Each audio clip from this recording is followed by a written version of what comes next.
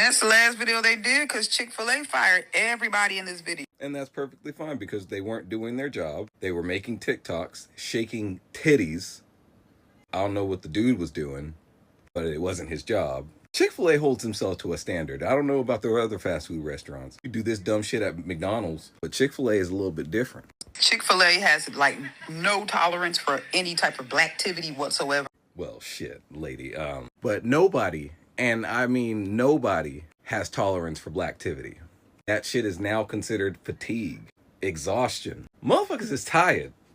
The fact they all got fired. Chick-fil-A is super conservative, super alt-right, religious. Yes, they're religious, but they're not conservative. They just hold themselves to a higher standard. So let me get this straight. You're telling me that you're mad at Chick-fil-A because they fire people for not doing their job. They don't want you having colors. They don't want you having piercings. They don't want you having tattoos that are showable, and they don't tolerate under any circumstance any blacktivity. I've had enough of you talking about blacktivity. They want you to work, give good service, company standards. You actually have a problem with following the rules. They don't want you doing anything outside of working at Chick-fil-A, okay? Even if you're working to make the company look better, they don't want you to do it. I don't eat Chick-fil-A. I don't like Chick-fil-A. I think it's bland. Then why are you talking about it? Because you said Chick-fil-A so many damn times, I want it again. Seeing videos like the one we just watched, it gives me hope. It gives me hope that maybe we are getting somewhere.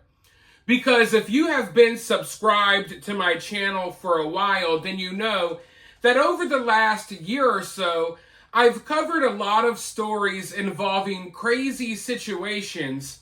But what is even crazier is that people come out in droves by the thousands to support these crazy situations online. For example, the Carmelo Anthony story. A black kid stabs a white kid and kills him at a school track meet over a petty argument that was over a seating situation. Usually, most rational people would say, hey, that is bad. We don't support this.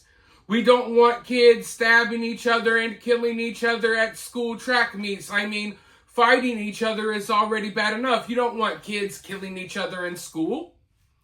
But of course, because we live in this day and age where people support some of the craziest stuff you could imagine, thousands of people spoke out online and they supported what Carmelo Anthony did. They said that he did the right thing, that they would encourage their kids to do the same.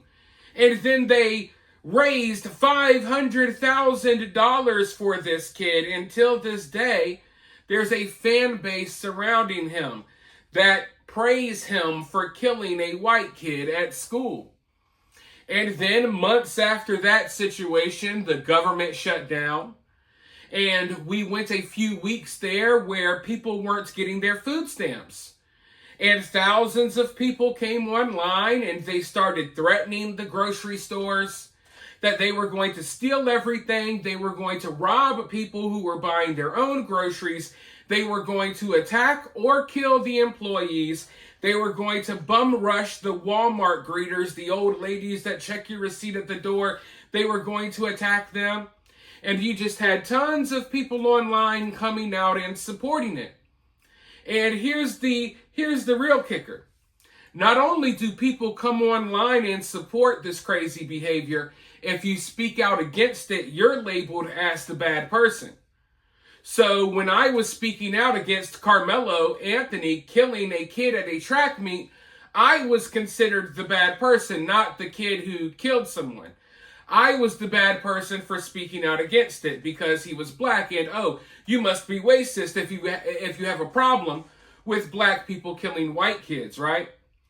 And then take it to the EBT food stamps situation, okay?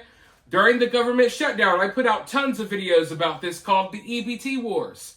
If you spoke out against it, you were a bad person that was looking down on people less fortunate, and you were looking down on people of color, simply because you didn't support people going to Walmart and beating up the old ladies there that work there and stuff.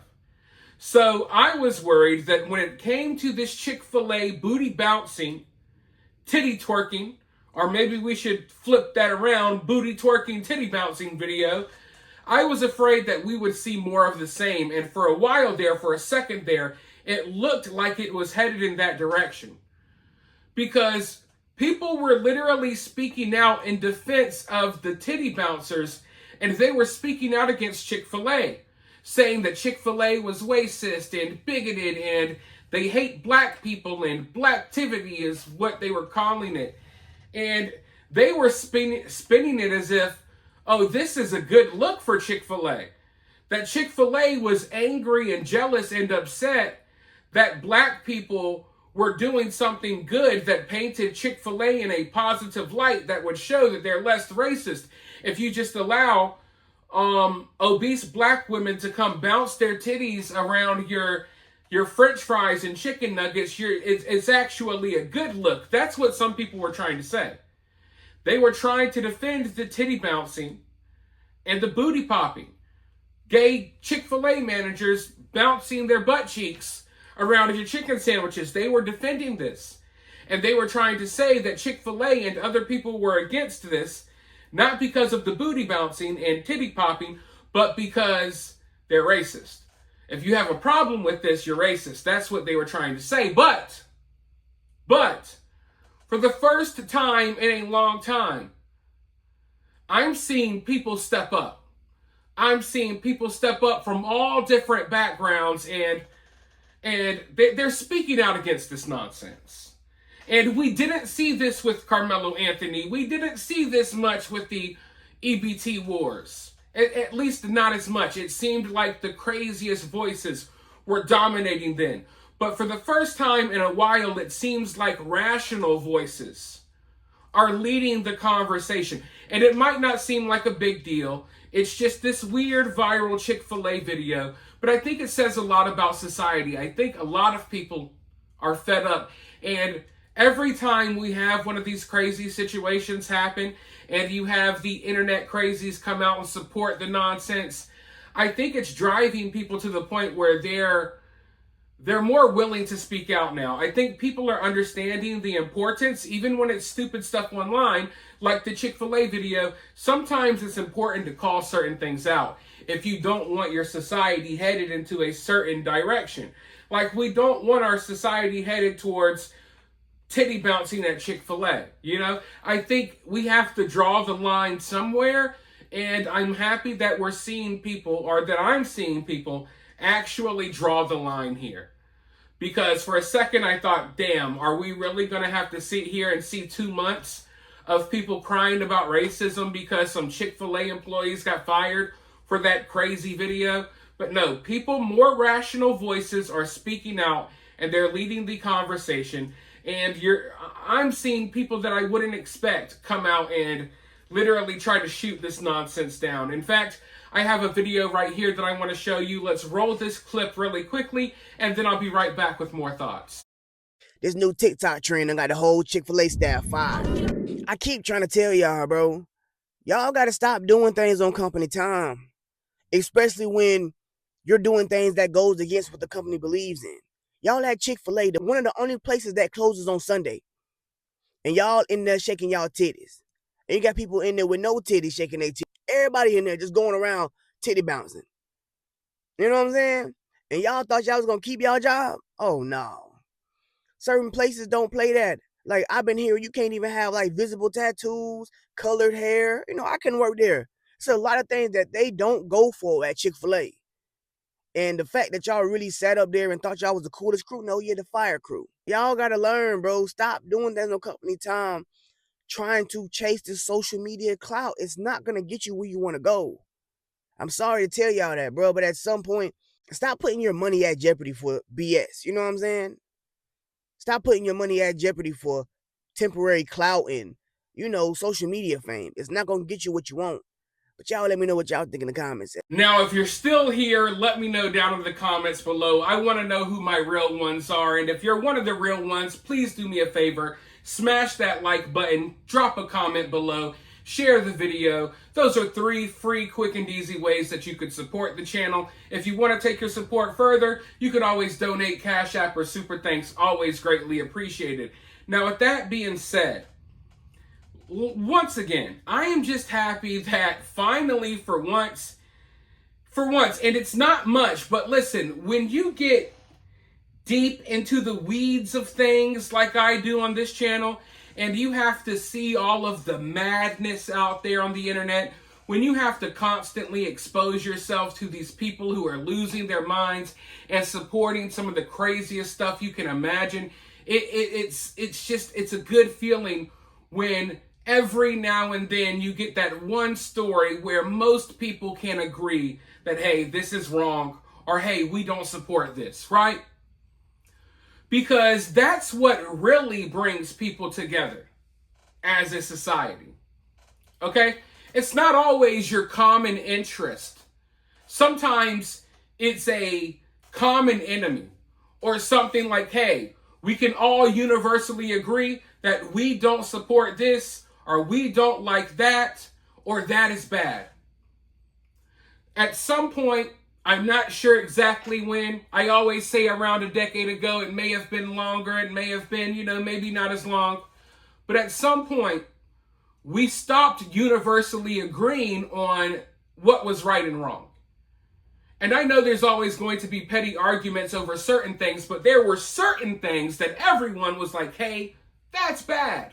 No one wants to do that. No one should do that. And it didn't matter what race you were. It didn't matter how you voted. It didn't matter even hardly what religion you were sometimes. It was just like, hey, these things are universally bad. But about 10 years or so ago, it's like half of our society went to the upside down. They tried to flip things upside down. And things that were just always natural, oh, now that's bad. Things that were never natural, things that we all agreed were bad, now it's okay. Not just okay, it's a good thing, right?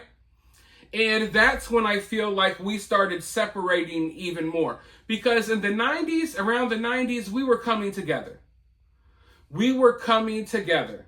And then everything got flipped upside down. And it feels like half of our society feels as if they're forced to support some of this ass-backward stuff, whereas the other half of our society, they're still trying to hang on to some sense of normalcy. So seeing this story, it may not be much, but if we cannot come together for anything else, can we come together and agree that we don't want these people booty bouncing, titty bouncing over our chicken nuggets? We can't agree on anything else in this country.